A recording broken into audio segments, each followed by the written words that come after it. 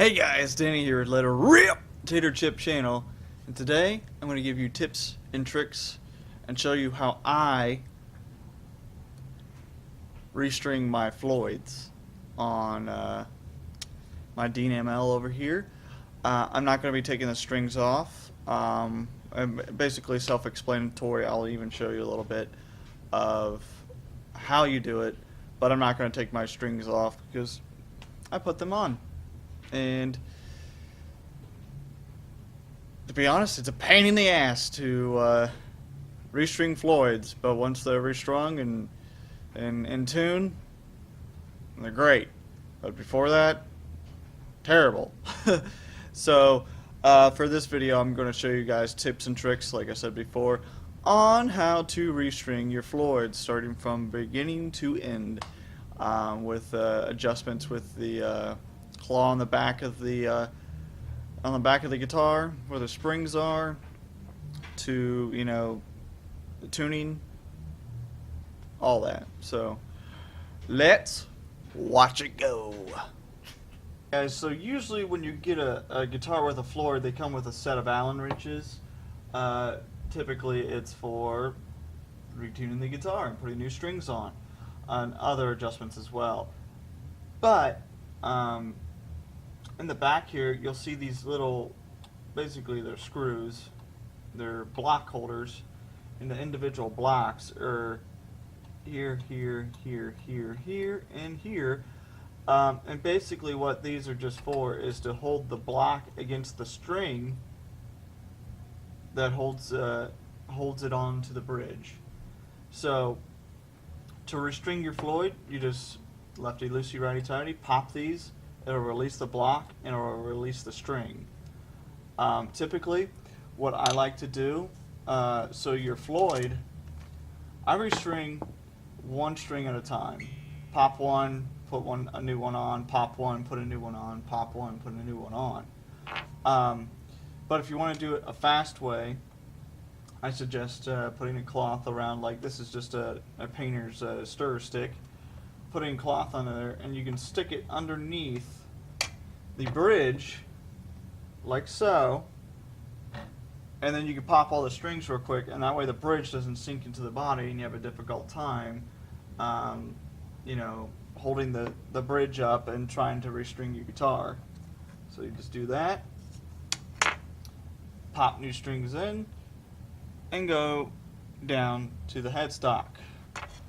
But before, I'm going to show you on a spare string that I have here. If you can see it, on here you'll have, sorry, I'm trying to get this adjusted for you, I do apologize. You'll see it on the ball on the back of the string. For myself, usually take a pair of snips and cut that ball off. That way I can use the entire string.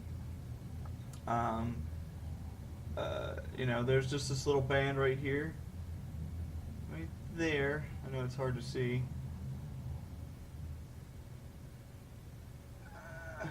Come on, camera, adjust. Anyway, there's a little band right here. I cut just after that, and it takes the ball off. You just throw it away. Some guys on the headstock portion will put the entire string through and have this sit in the eyelet hole for the headstock. And I just thought that doesn't seem right. You put so much tension on that eye hole and other things as well. So, moving on, we're going to the headstock now. And now we have the headstock up here. Before taking your strings off, you need to pop these three little nuts with your Allen wrench. And these are just tension holders for the string at the top of the headstock, so the strings don't move back and forth. That way when you're using the whammy bar, it doesn't throw your guitar way the fuck out of tune. And as I was saying before with the strings, some guys put that ball at the end of the string in here, in the eyelet hole for the string, and just have it sit against the post. And sometimes I just feel like that would give it way too much tension against the post, and over time just whack a lot of things out of whack. But what I typically do is take these off.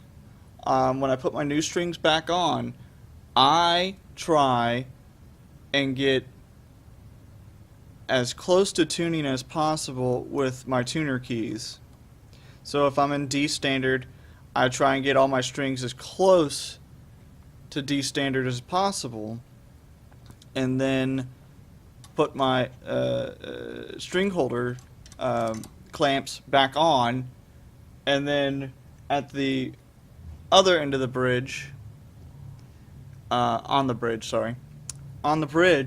is where your fine tuners are, and you can then fine tune after everything is said and done.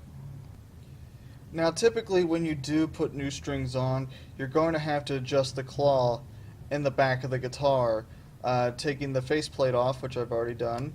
I just got my cool little sticker on there. Hashtag selfie, dinosaur, asteroid, bye. But anyway, with the claw back here, there are 2 screws that go into the body. Now, with your Floyds, rule of thumb is to have the Floyd as flat against or parallel with the body as possible, and I'll show you here that in a second.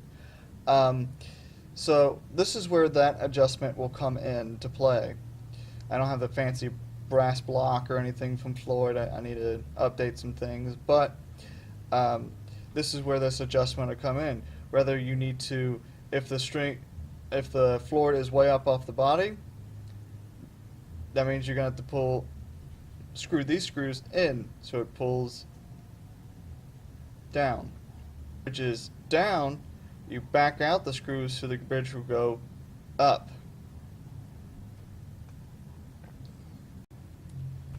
So now on the front side of the guitar, where I was saying where you need to get the back end or screw in the screws to make, if the bridge is up like this, you screw in the screws. If the bridge is down like that, you back them out so the bridge can come up. So now it is very close to being parallel with the body. That way you have as much room to bend down or bend up equally. And then, after the strings are on, all your adjustments are there, is where you come and use these fine tuners, called fine tuners, to get your strings in tune. And that, in a nutshell, with tips and tricks, is how you restring your Floyd. I hope you guys enjoyed this video. I enjoyed making it, of course. And as always, ring that bell down below so you get notified when I do put up videos. I've been very, very busy these last few months. It's been far and in between making videos. I do apologize. I'll get back at it as hard as I can. I got some new projects that I want to start as well. I just got to get the work in. But yes, please ring that bell down below, subscribe, comment, everything. Tell me if I did something wrong, give me your own spin on things as well. But I hope you guys enjoyed this video, and always remember, let it rip, tater chip!